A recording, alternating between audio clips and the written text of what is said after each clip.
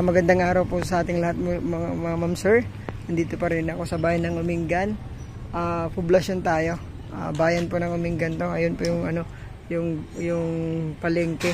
So ito yung palabas papuntang Rosales. Kakanan papuntang Rosales to. So house in lot po tayo ngayon mga ma'am sir. Walking distance sa bayan ng palengke, munisipyo. Ngayon, nandito tayo sa may Barangay Road. Ito yung property natin na house in lot. Nakabakod siya na napakataas. Tapos mayroong terrace siya. So 6 na kwarto daw to. Tapos parang 4 or 5 na CR. Ito. So nakabakod siya na naka-corner lot po siya. Ayan o. Ganda rin po. Ito yung bahay. Ito po yung umpisa ng lupa ng bahay. Tapos naka-gate na rin. May parking lot. Ayan, ang ganda o. Titled property. Pangalan po ng seller natin. Tara po, pasukin natin to. Baka sakaling magustuhan ninyo. Bayan po ng Umingan. Ito yung gate nila. Ayan, ito yung parking lot. Kahit anong sasakyan pwede dyan, maluwang. Ito yung kanilang mini garden. Tapos meron pang terrace din na maliit. Tara, pasukin po natin sa loob.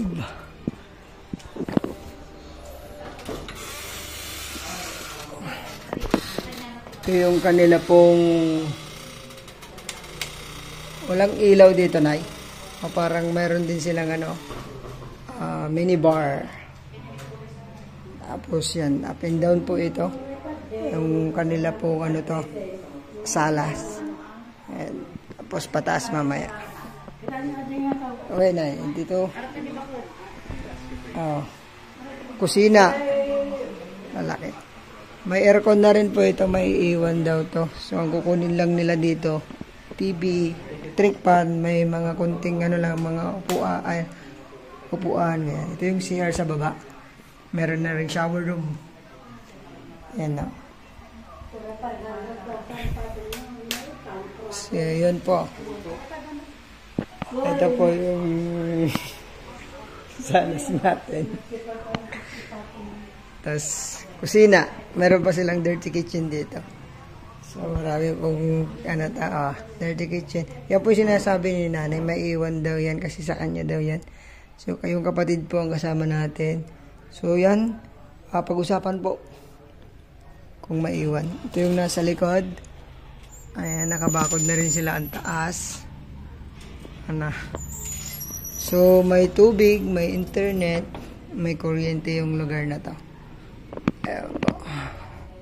So, mas marami po yung may iwan kaysa dadalhin po ng seller natin kasi may bahay naman na silang So, ito yung unang kwarto. Ayan, kwarto natin. Maluluwang po yung kwarto nito. Kaya may iwan na yung mga kama. Ayan o. Tapos, yung may salamin pa. Ano to? Kwanto? Aparador. Tapos ito pala yung terrace. So pwede kang lumabas dito. Terrace na. Kasi dalawa itong bahay noong pinagdikit. Ito, ang ganda rin ng ceiling nyo na yun. Ang ganda oh. Tapos mga kama, maiiwan na po, di ba, Nay? Itong bed mo, iwan na po. Tapos dito. bed mo maliit dyan. Hindi, kasi akin din yan. Ay, sa inyo. Pangalawang kwarto. Ayun, ang ganda oh. Tapos iwan na rin yung mga bed. Tapos meron siyang sariling dito. Sariling lagyan ng ng mga gamit. Ayan. Gamit ni nanay to. Ayun. So, labas. Pangalawang kwarto po ito. So, sabi ni nanay, 6 daw ito eh. So, ito yung kanilang CR, pangalawa. Ayan o. Parang Our CR. Tara po sa taas. Natin sa taas. Ayan. Okay, ito, may iwan na rin to. Ang ganda. Ang ganda. Kanilang ano, ilaw-ilaw. Ganda ng ceiling nila, oh. Tara sa taas, ma'am. Para makita ka ni sir. Tara po. Pangalawang kwarto yon. Nay, dyan ka na pa. Ayan, oh. Kaya, ni nanay. Oh, ang ganda naman yan, oh. Tiris yan? Ay, sa atik. Ay, ito. Ito po yung ano, pangatlong kwarto. Ayan. May aircon na rin po. Kasama na daw po itong mga to. Ayan. Ayos, ganda po. Pangatlong kwarto. CR. Pangatlong CR din. Dito. Taas. Tapos meron na rin ano. May shower room na rin siya. Shower room. May heater pa, oh. May heater na rin siya. Ganda po. So, labas tayo sa ano. Pang-apat na kwarto. Pang-apat. May aircon na rin, oh. Tapos, ilaw. Oh, ang ganda po. Kaya pala maganda rin ng ano. Ay, ito, kasama na to. Ang galing ng design, oh. Pinasurot na dyan, tigwa. Oh, may iwan pa yan. Yan, oh, ang ganda. So, lahat may aircon. Pang-apat to, Nay. Pang-apat. Pati kortina. May iwan. Okay, pangatlo. Ay, pang-lima. Pang-limang kwarto. Naka-aircon din. Tapos may sarili siyang CR. Ay, ito. Ay, medyo maliit lang naman po yan. Pero kung talagang... Papagawa yun, Nay. Kung wala... Papagawa. O, may sariling CR sa rito. Oo nga, ano? Kinastusan talaga tong bahay na to. May heater na rin po dito. Ayan. May sariling CR po ito. Master's bedroom. Master bedroom to, Nay? Ito pala yung master bedroom. Oh, mayroon na lang sa sariling CR. May cabinet. Ang ganda ng kanilang ano, salamin. Ganda na ng bahay nyo. Tingnan natin yung terrace muna. Ito po yung terrace dito sa taas. Kita po yung ano natin, oh, kapiligiran natin. So, naka-aircon po lahat ng kwarto. Ang gaganda ng kwarto nila. May fire exit doon. Fire exit. Ito, fire exit. May tarim din silang palang ano, avocado. So, okay to. Magaganda pa yung kanilang ano, bubungan.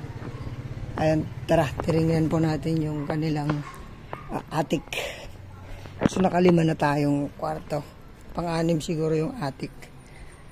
Ayan, lapit po ng bayan to. Ma'am, sir. Mayroon pang ano dito.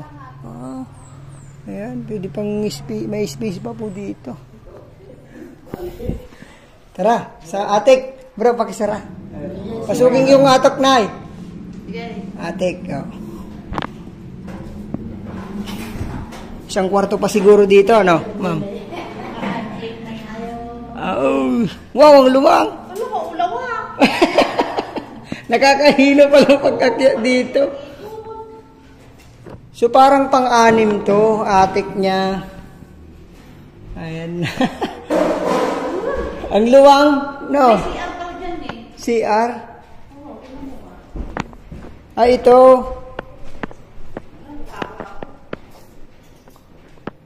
Asan yung bumbilya nito? Wala pang ilaw. So, may CR din po dito sa attic niya.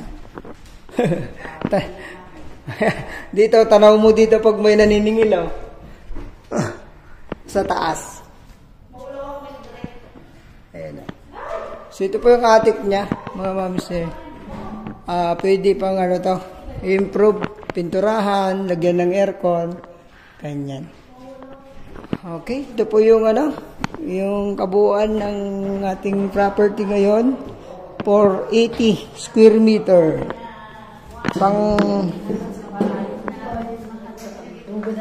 Yung price po, lagay ko po sa description box. Kausapin natin yung seller nito, mga ma'am sir. Ayan, ang ganda po. 480 square meter. Maiwan po, karamihan maiwan po ang gamit. Ang maiwan lang, TV, electric, makuha ni nanay, TV, electric pan, tapos lamesa yung nandun. Ayan, open po natin yung seller nito, mga ma'am sir. Ayan, direct naman po tayo sa seller. Ayan, sana magustuhan nyo. God bless po sa ating lahat.